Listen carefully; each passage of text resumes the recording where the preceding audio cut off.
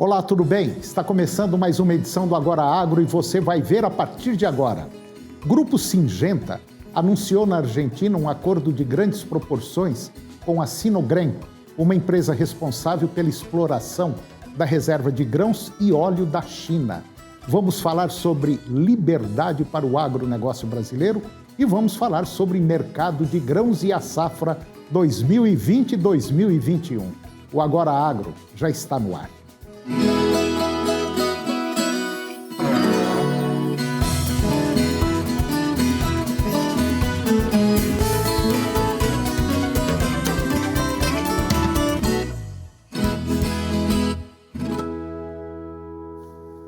O Grupo Syngenta anunciou agora lá na Argentina um acordo de grandes proporções com a Sinogrem.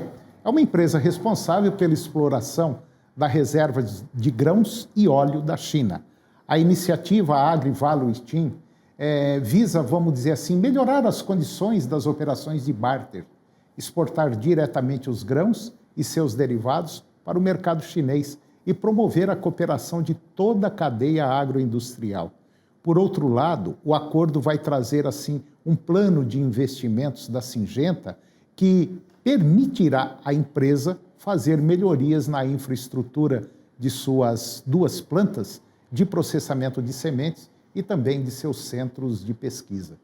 Localizados no sul da província de Santa Fé, a Syngenta destacou que estão abertas as portas para o mercado chinês, que é o que mais cresce e o que mais demanda.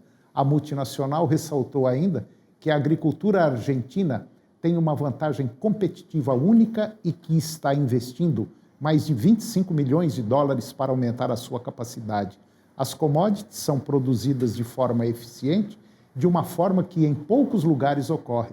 O que a Syngenta está fazendo com a soja tem a ver com o milho, para produzir carne e gerar empregos, e haverá também uma nova revolução do emprego ligado às ciências do conhecimento, biotecnologia, mundo digital e também agricultura de precisão. E agora eu vou conversar com Cristiano Palavro. O Cristiano Palavro, ele é agrônomo e é também analista da Pátria Agronegócio. E nós vamos falar sobre mercado de grãos e também a safra 2020-2021. Cristiano Palavro, muito obrigado pela sua presença no nosso programa. Faz muito tempo que a gente estava querendo te trazer aqui. E é uma pessoa que conhece, como diz no linguajar popular, ele conhece muito do riscado do agronegócio. Tudo bem? Tudo certo. Prazer receber seu convite. Conte comigo. Cristiano, nós estamos esse ano com alguns problemas, principalmente voltados para as condições climáticas. Sim. Isso pode, já diante de um mercado, vamos dizer, em ebulição, principalmente com preço, que esse ano foi muito bom, nós poderemos ter aí, se as chuvas não vierem meio rápido, nós poderemos ter aí até algum probleminha aí com a nossa safra, né? Tanto soja quanto milho, né?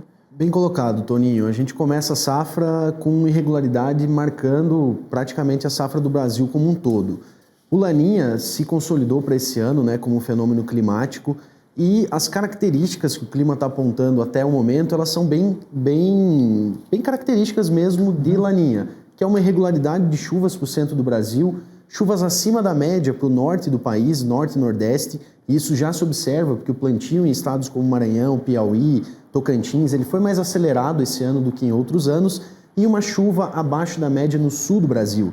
Isso é bem característico, que já nos leva à percepção de perdas, especialmente no milho-verão, no Rio Grande do Sul e no meio-oeste catarinense.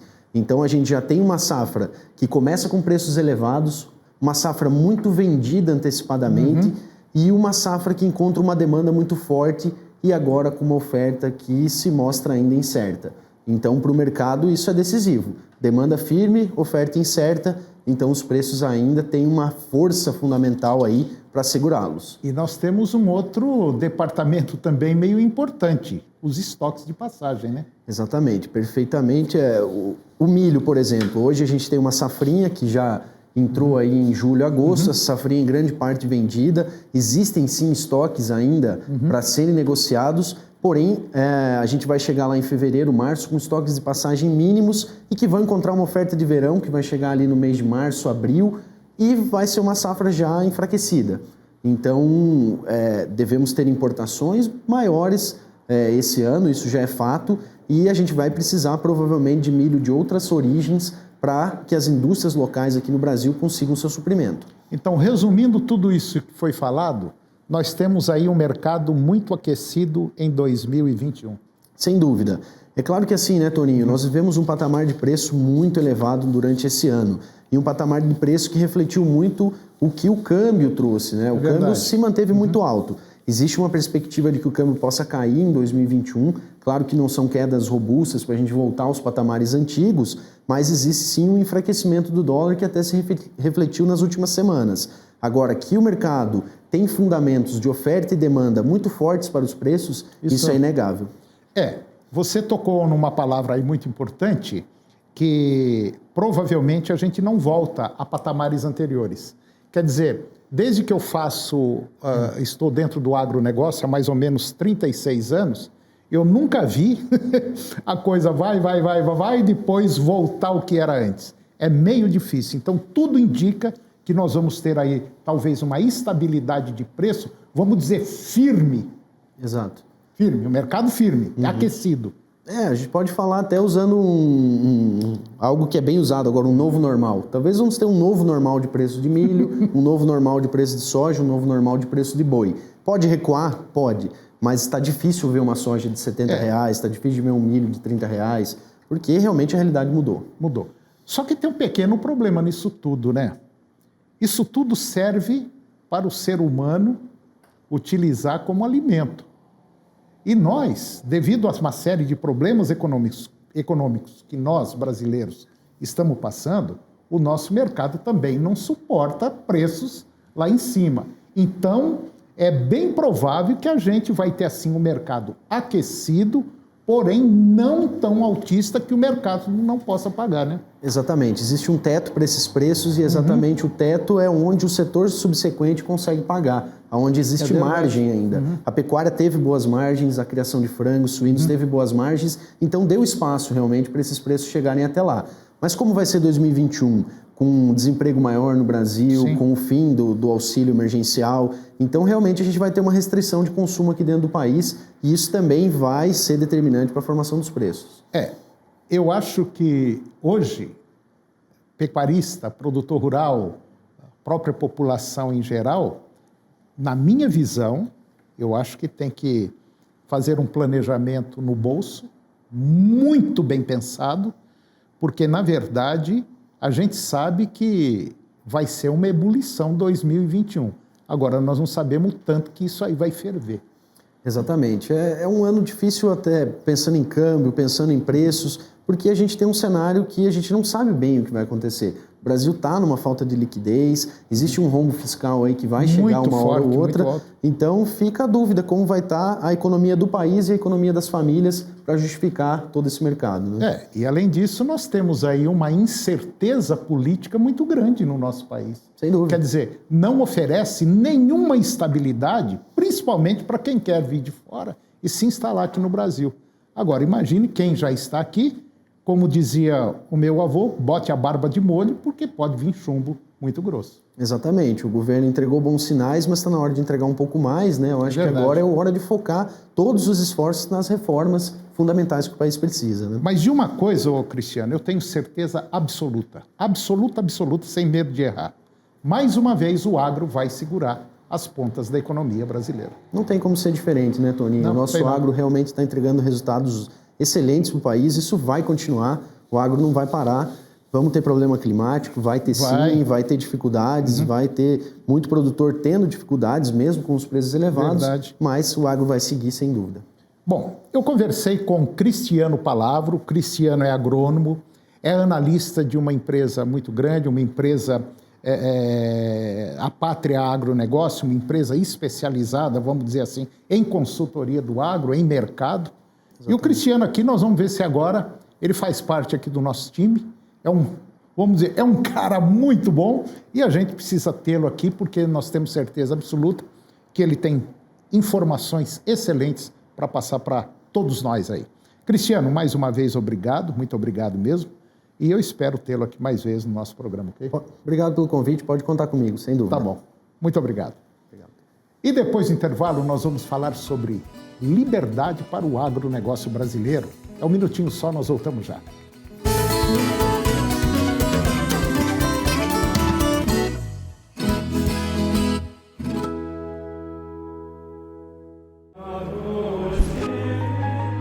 E tudo que pedirem com fé na oração, vós o recebereis. Pai nosso que estais nos céus, santificado seja o vosso nome, venha a nós o vosso reino. Ave Maria, cheia de graça, o Senhor é convosco. Creio em Deus Pai Todo-Poderoso, Criador do céu e da terra, e em Jesus Cristo, seu único Filho, nosso Senhor, que foi concebido pelo poder do Espírito Santo, nasceu da Virgem Maria. Creia no poder da oração. Creia no poder do Divino Pai Eterno.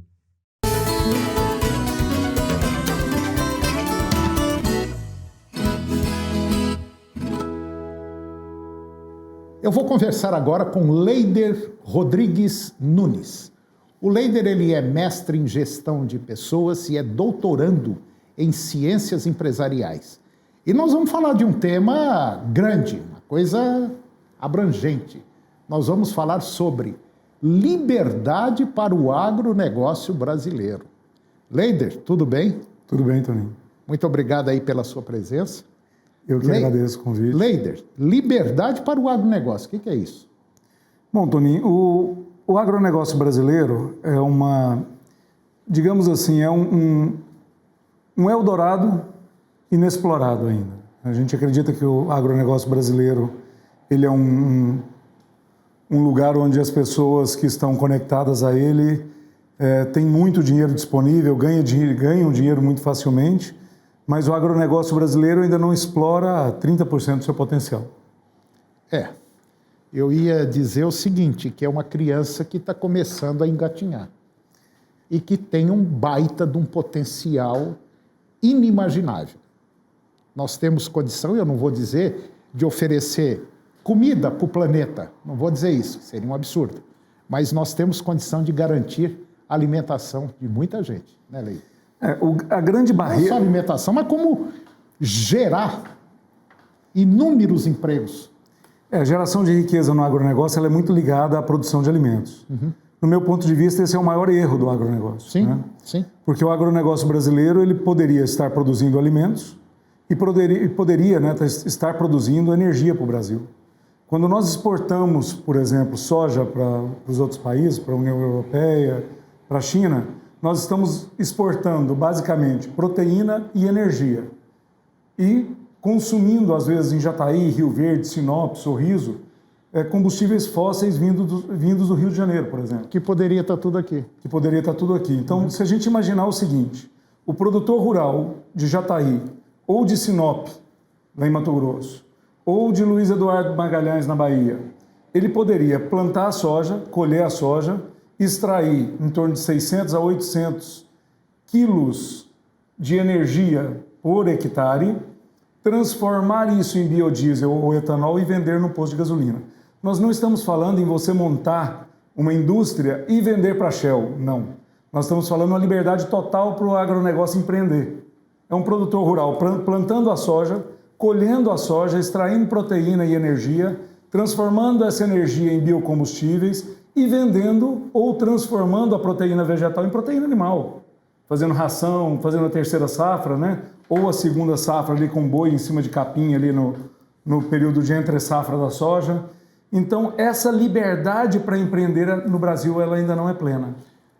Você tocou num ponto interessante. Por volta de 1986, 1988, quando começaram as primeiras microdestilarias para a produção de etanol, uma dificuldade muito grande, o objetivo desses estudos, dessas pesquisas, eram fazer com que os proprietários rurais produzissem a sua própria energia, o seu próprio etanol, ou então comercializasse na sua região.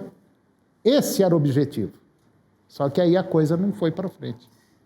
A grande fronteira para a produção de riqueza, porque assim, se o agronegócio está bem, o produtor pensa em expandir, logo ele pensa na expansão horizontal. Né? Então, vou comprar mais fazenda. Por quê? Porque eu não sou empresário, eu sou produtor. Eu vou produzir, vou correr todo o risco. Se chove ou não chove, o risco é meu. Se tem uma praga diferente na minha lavoura, o risco é meu. E, de repente, depois que eu produzir, eu entrego para o trading, eu entrego para uma outra empresa, fazer toda a parte de beneficiamento que é segura. É segura. Essa não o tem risco erro. todo fica na atividade, né? Na atividade inicial, e depois eu transfiro a maior geração de riqueza para outras indústrias que não vão correr risco. Isso é a maior extorsão que se faz com o agronegócio brasileiro. E o produtor, se ele tem condição hoje, ele tem uma fazenda de 100 milhões e ele pensa em investir mais 100 milhões ao longo dos próximos 10 anos, ele deveria pensar como empresário, opa, será que vale a pena eu dobrar o volume de terras ou será que eu posso verticalizar? Transformar a minha soja em um produto de maior valor agregado, transformar cidades, por exemplo, como Rio Verde, como Vilhena, cidades autossustentáveis, praticamente totalmente mantidas por biocombustíveis. Bom, nós estamos vendo agora o caso de Macapá, né? Não precisa ir longe. Está aí, 20 dias sem energia e poderíamos estar produzindo energia ali. Né? Então, quando a gente exporta a soja em grão, nós cometemos um crime contra a economia nacional. Nós exportamos proteína vegetal. Quanto custa uma tonelada de farelo de soja? Quanto custa 1 quilo de proteína, né, que tem 45% de proteína? Quanto custa 1 quilo de proteína vegetal? E quanto custa 1 quilo de carne bovina, 1 quilo de frango? Né? A gente exporta isso e, de alguma forma, a gente deixa de produzir carne cada vez mais barata. Eu não estou falando para exportar uma carne barata, porque quem manda no mercado, no preço de mercado, é o mercado internacional.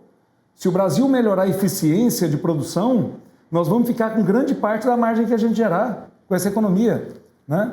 Então o Brasil precisa pensar, poxa, saiu há pouco tempo uma lei de liberdade para o empreendedor urbano. O cara que tem uma empresa na cidade, ele tem facilidade para tirar um alvará, liberdade para conseguir lá as autorizações dos municípios, estados e até autorizações federais para produzir, e o produtor ficou de lado. Nós somos um país agro e todas as revoluções que a gente tem nos mecanismos de destrave da economia não chegam no campo. Leider, resumindo tudo isso que você falou, é a mesma coisa que você ter uma fazenda com água, só que você precisa, uma vez por semana ou de 15 em 15 dias, vir para a cidade comprar óleo, arroz, feijão, sal, carne de frango, carne bovina, ovo, verdura, tomate, etc. E até fruta, se bobear. Você pega um produtor de 1.000 hectares, ele gasta em torno de 60 mil litros de diesel com as máquinas por ano e vende a soja em grão para ser beneficiado em outro país. Né? Isso é um crime contra a economia brasileira. E outra coisa, você tem condição de montar uma PCH na sua fazenda, por exemplo, mas você não pode vender energia? Por que não? Nós temos que começar a questionar. Olha, Paulo Guedes, Bolsonaro, está na hora de a gente abrir os olhos para o campo e dar liberdade para o nosso produtor rural se transformar em um empreendedor rural. Ou seja, começar a agregar valor naquilo que nós estamos produzindo. Nada mais, nada menos do que isso, e gerar muito mais emprego, muito mais divisas e fazer esse país crescer muito mais rápido do que está crescendo. Toninho, só para a gente ter uma noção, quanto que a gente precisa de investimento público para que o campo triplique o PIB em 10 anos? 0. Quanto que nós precisamos de investimento público? Uma canetada. Regulamentação. Só uma regulamentação. Tirar a regulamentação, não proteger mais Petrobras, não proteger mais Furnas, dar liberdade para o produtor montar a PCH dele, produzir energia elétrica, produzir energia à base de biocombustíveis e deixar pronto. A economia embora. Deixa a economia andar que o resto a gente faz. Leider, essa conversa foi sensacional. Excelente. Eu te agradeço muito pela sua presença aqui. Vamos afinar a viola para você voltar mais vezes, porque esse assunto é inesgotável. Muito obrigado, ok? Eu que agradeço a todos os telespectadores e fico à disposição, Toninho. Obrigado. E o programa de hoje chegou ao fim. E eu termino com a seguinte frase: uma meta sem um plano para chegar lá nada mais é do que um simples desejo. Um grande abraço, muito obrigado pela sua companhia, que o Divino Pai Eterno nos abençoe e até o próximo programa.